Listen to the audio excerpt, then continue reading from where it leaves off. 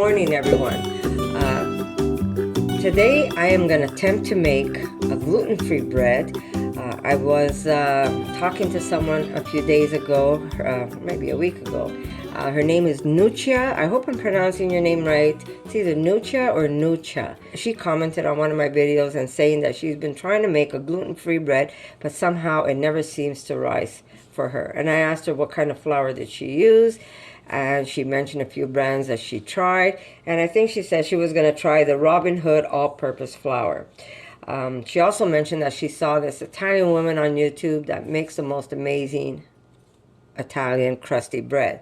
So I went to look at her video, and boy, that bread was beautiful, and all she used was salt, flour, and a little bit of oil and water. So I said I'm gonna try making it to see how it comes out for me. If it's just that she knows how to make it and that she's been making it for so long that she's just like perfect at it, or is it the flour? In my head I figured maybe it was the flour. So I spoke to Nucha, and she said that she was gonna try the Robin Hood all-purpose flour. Now for people who's not sure, some people cannot eat regular flour because they have either celiac disease or some intestinal problems, and that causes them to have very bad cramps, and it's just not very pleasant. So we today have what you call gluten-free flour, and there's a lot of products that are being made out there that are gluten-free, so these people can actually enjoy a meal or a piece of bread or whatever without having to go through horrible stomach pain. So I said I was gonna give it a go. So I went to look at the video myself, and I noticed that she really mixed her dough for a long time, and then I noticed something else. I noticed that she was using a flour, a bread flour. And Nucha says that she was going to now try Robin Hood. I told her it could be the flour. I think that the bread flours have more of a high gluten rice flour in it. That's what I'm thinking. But I said, you know what? I'm going to try the Robin Hood all-purpose flour and see how that's going to work for me. So I went out and got it, and I made bread with it. And this was the other day. I should have taken pictures of the bread, but because it was a flop, I didn't even bother. I did eat it because the taste was fantastic, but it just was so dense. I mean, you know, it sat there half an hour, and if I hit it across the wall, I would have chipped my cabinets. That's how bad this bread was. I never made gluten-free bread, so I'm not good at it. And that's one thing that I'm going to be honest about. So I am going to try doing this with you to see how it's going to come out. So I used the Robin Hood. It was so dense, that bread.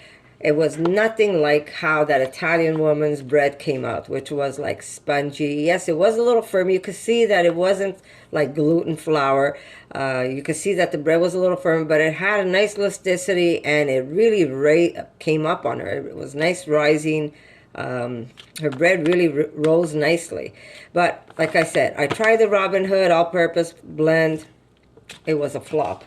So we looked, and we finally found bread mix. Not cheap. It's Bob's Red Mill. It also has, I think, a package of yeast in it.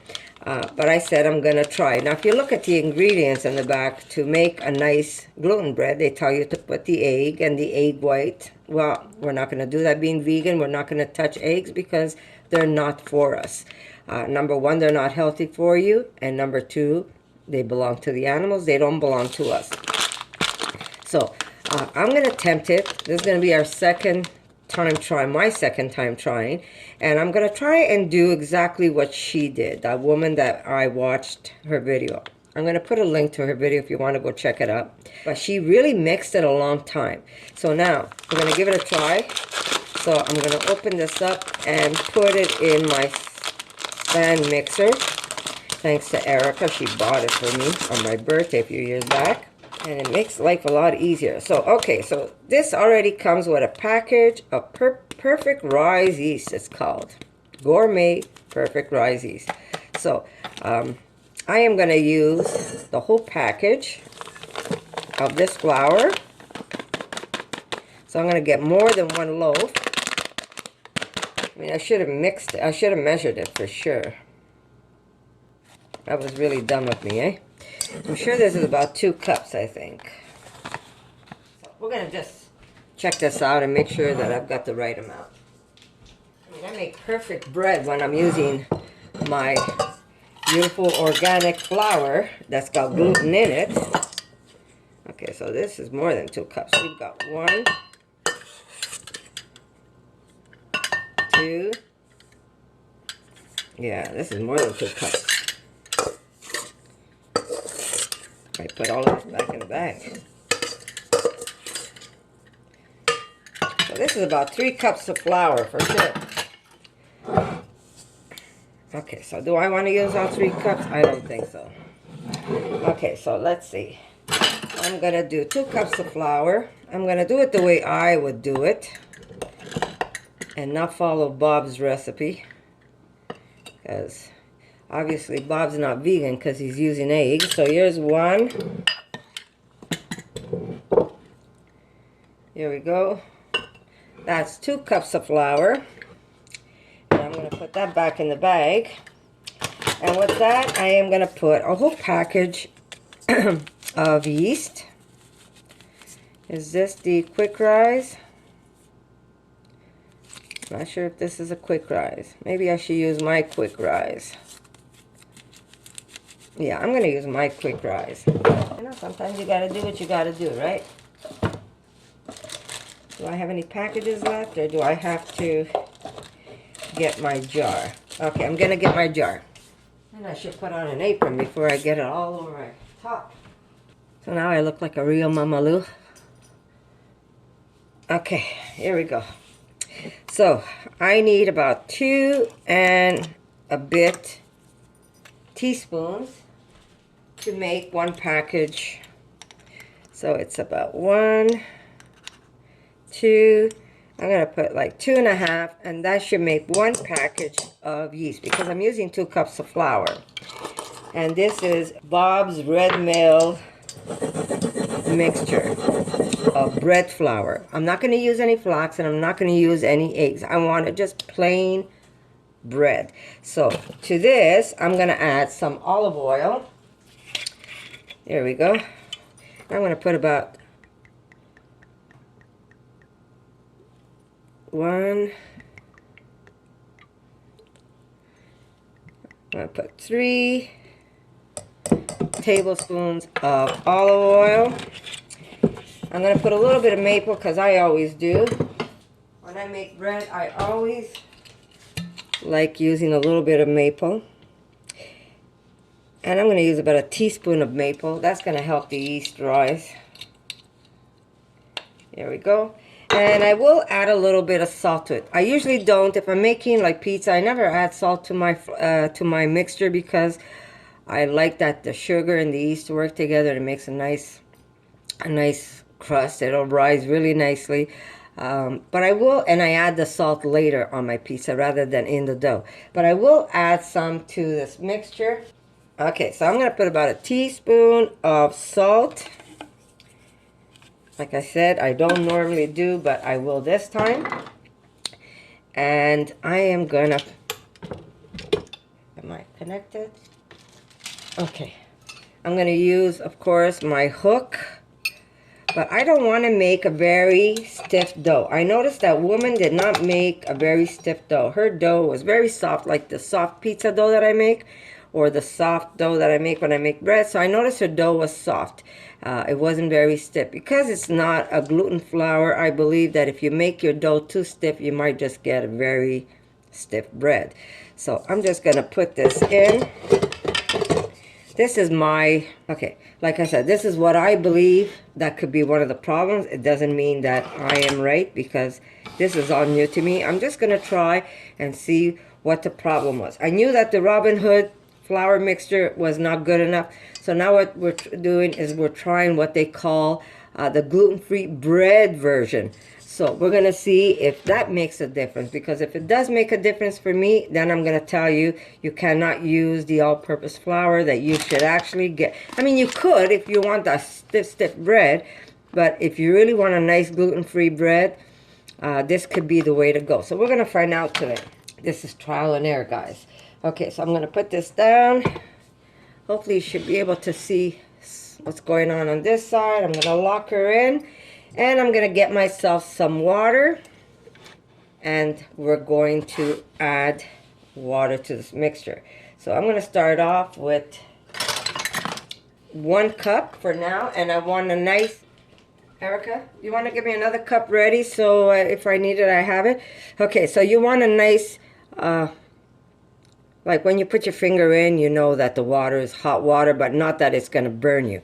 So that's how I like my water when I make my bread. And we're going to start mixing this. Erica, can I have an extra cup of water so if I need it, I can use it? So I'm going to start off with 1 cup. And we want a pretty soft dough. Hot, Erica.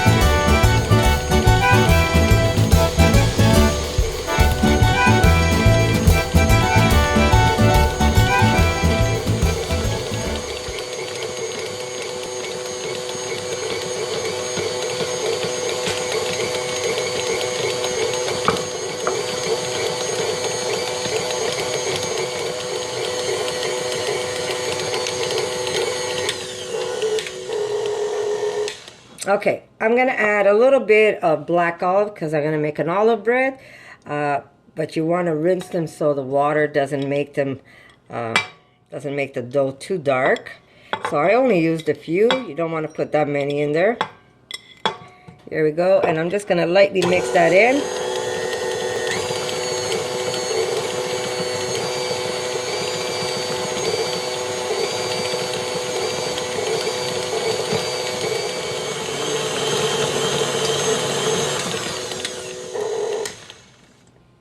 And I let this dough pretty much run for like 5 minutes. There we go.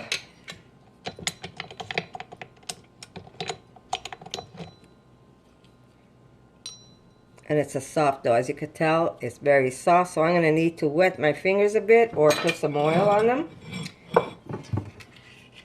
There we go. Just so that I don't get it all over me. Okay. Let me just take this away.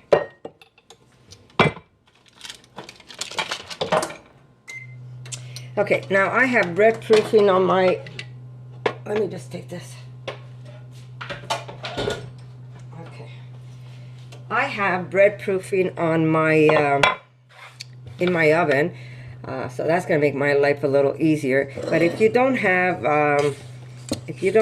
the bread proofing, what you could do is put it on your oven and just let it run for a few minutes, and then put your hand in the oven and check. If it feels like a very hot summer day, then shut your oven, and then you can put your bread to proof in there. If it feels too hot, don't put it in because you're going to cook your bread. Like I said, I'm lucky I have bread proofing on mine, but otherwise just cover it with plastic and you want to be able to let it rise till it's like double the batch. Okay, so here's my dough. I also noticed that she made it rise double. Yesterday I made it rise double. It was a mess. So I'm not going to do that today. But I noticed that she had these beautiful, this tray where you could actually put the baguette in there and it keeps its shape. Because I find that with the Robin Hood, after it was risen, when I went and put it in the oven, it kind of flattened out and it became like a focaccia. It wasn't even a round bread anymore. So she had this beautiful tray with all these grooves in it where she would put her bread, and that would just make a perfect baguette shape.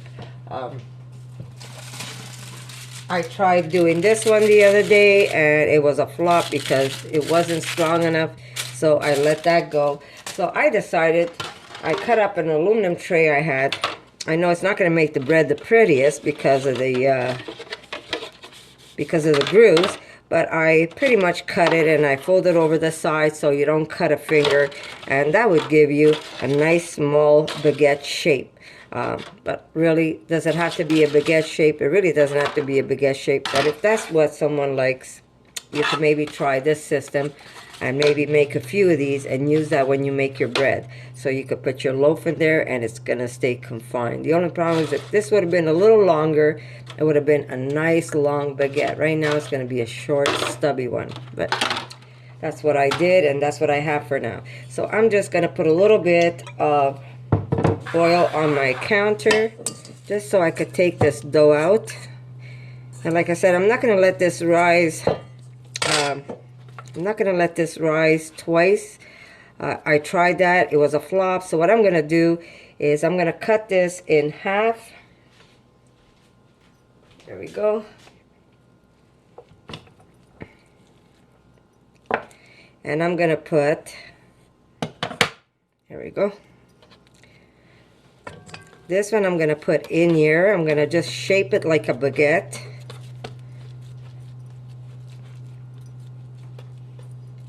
Or as well as you can shape it. And this still has to rise, guys. So make it as long as you can. I'm going to try and make it fit. And you got to grease your tray. Almost lost that. So we're going to grease this up so the bread doesn't stick to it. We're going to put that in there, and hopefully we'll get something delicious out of this. It looks different from the one I made yesterday. So we'll see. So I'm just going to make it like this, and then hopefully it'll rise in here. And it'll take the shape of my pan, or as much as it can. Unfortunately, it's not the biggest loaf. Okay, so for this other one, I'm going to use my cast iron. Just going to grease it up a little. Oh, that's what I forgot, to put some cornmeal. Where's my cornmeal? Okay, let me get some cornmeal. Okay, that's what I forgot to do with the other one. But I will put some cornmeal.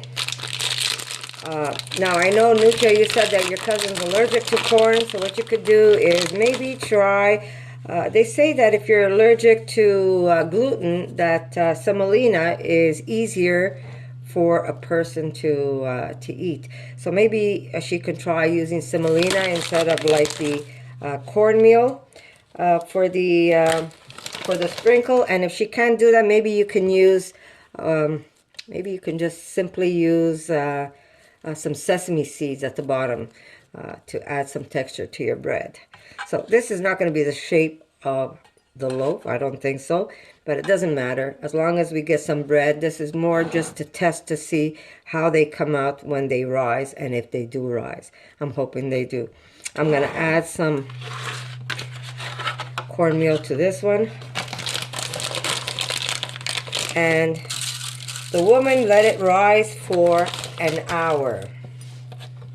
This is such a dense bread. I have no idea how this is even going to rise for an hour, but we shall see, guys. So I'm going to put this to rise, and then we're going to try cooking this, and we're going to see the difference between the bread I made the other day with the Robin Hood and the bread that I'm going to do today with the bread flour.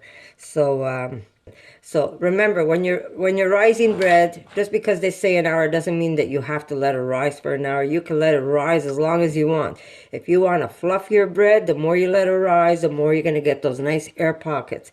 If you don't let it rise long enough, you're going to have a dense loaf of bread. If you're okay with the dense loaf of bread, I know my husband will even eat rocks if you give it to him, but a lot of people like that nice, airy, spongy bread. So if you want that, you got to let it rise. So if you see that an hour is not enough, let it rise even longer. You do want to cover it, otherwise it might dry up on you.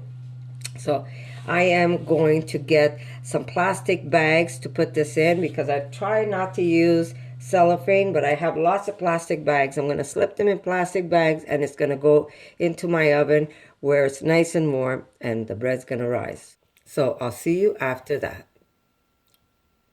Okay, so we're back.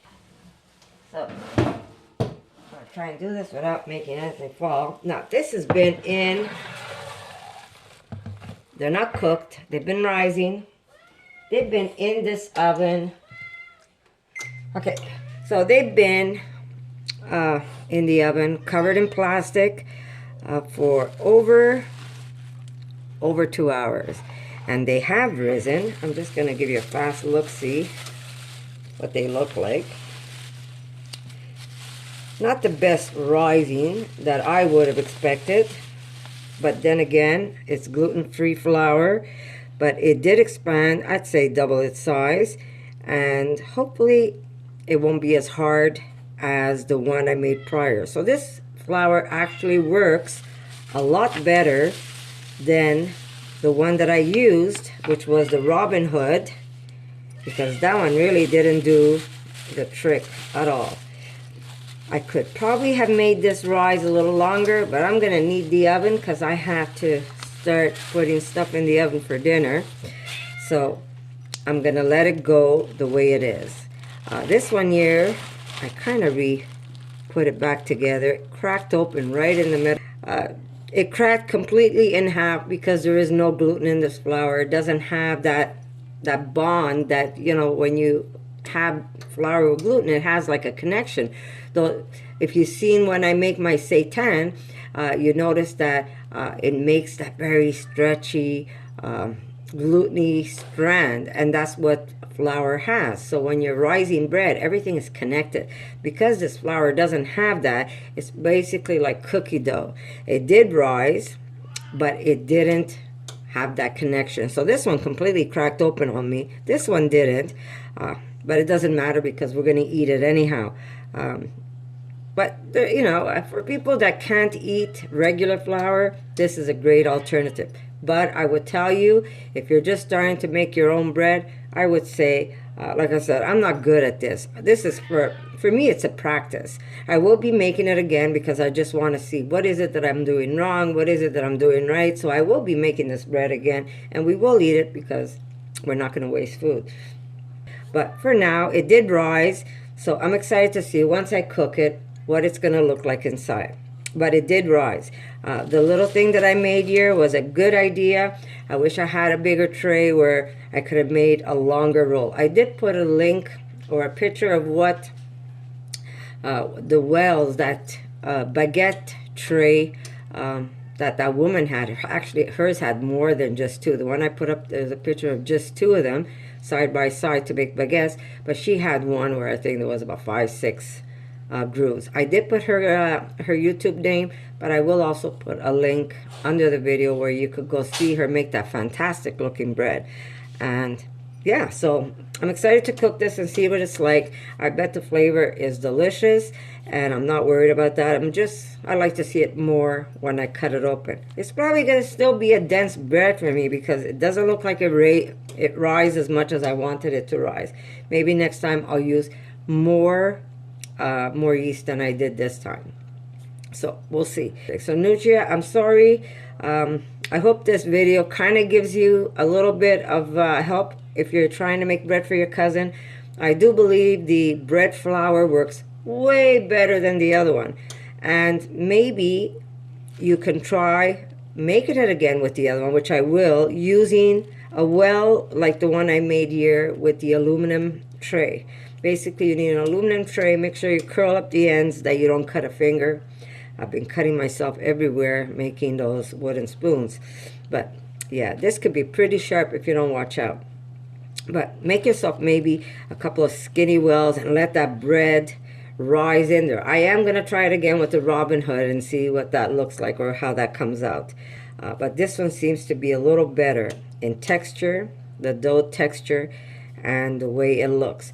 But like I said, this is only the first time trying it, actually the second time, but I will be doing it again and again. So I'll see you in a bit. I've got my oven preheating at 400. I'm going to put it in there for at least 40 minutes, but if it needs to stay in longer, I will, because you want it to kind of get a little golden. I'm going to let it cook just a little bit, and maybe I'll spray some water on it just so it could get a little golden. Or you could brush if you want some olive oil on top. I'll show you what it looks like after I've cooked it, and maybe let it cool off, and then we're going to cut into it and show you. So I'll see you in a little bit, guys. Okay, guys, we are back. I'm not even going to wait till this cools off completely, because I know it's already a botched recipe. I mean, it's beautiful, but you can feel the weight. I could have made this rise a little longer. Unfortunately, I had to use the oven to start making dinner. Next time, I will start this ahead of time and let it rise longer. The taste is fantastic because the other one's gone. The taste is really, really good, especially with the olives. But just to show you,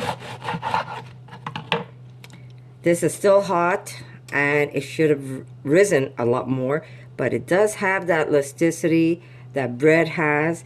The taste is amazing, but like I said, this bread should have risen a lot more. It does have air pockets, so it was on its way. Again, like I said, that was my fault. Because I needed to use the oven, I rushed it. But next time, I know that I can make this go even longer.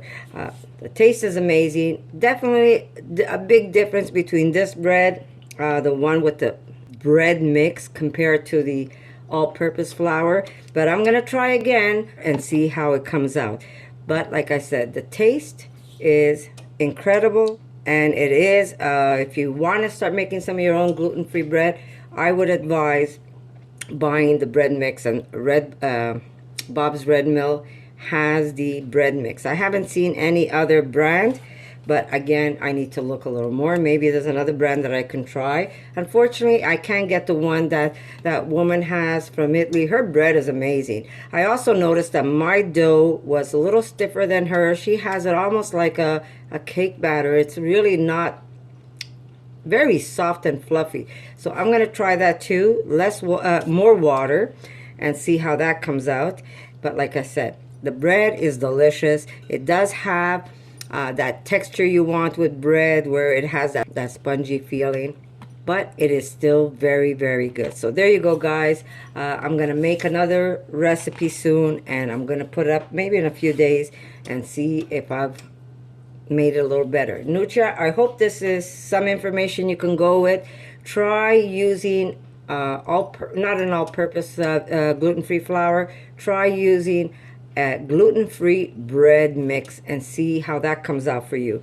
Try making yourself one of these little pans. It really, really helped. I'm gonna make more myself, or I'll just buy it. Easy to make if you have some aluminum trays at home. But yes, if you can, try and make yourself some baguette pans, or I don't know what you want to call this, but it really makes life easier to put your dough right in there and then let it rise as much as you can, more than I did. Try and make it rise for 3 hours if you have to, even half a day, it doesn't matter. Get those air bubbles. That's what's lacking in here, is the air bubbles. I got some, but not enough. So when you don't have the amount of air bubbles in there, the bread is a heavier bread.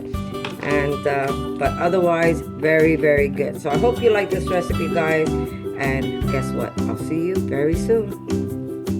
For more videos like this, make sure to subscribe to Connie's RAWsome Kitchen, give it a thumbs up, and share it with your friends.